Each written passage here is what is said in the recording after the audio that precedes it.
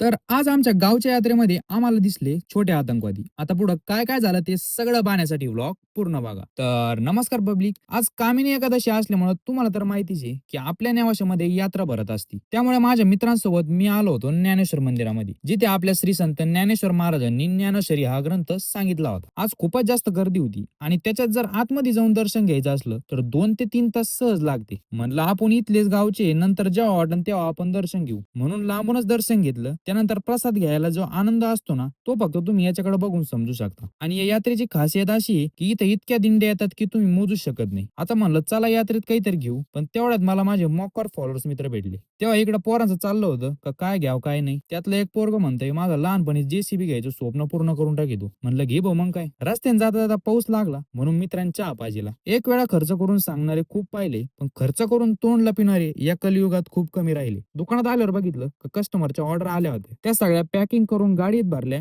आणि सगळ्या कस्टमरला एक एक करून देऊन टाकल्या व शेवटी भेटले छोटे आतंकवादी. बरं, तुम्हाला हा माझा व्हिडिओ आवडला असेल तर लाईक करा आणि फॉलो करायला विसरू नका. राम राम.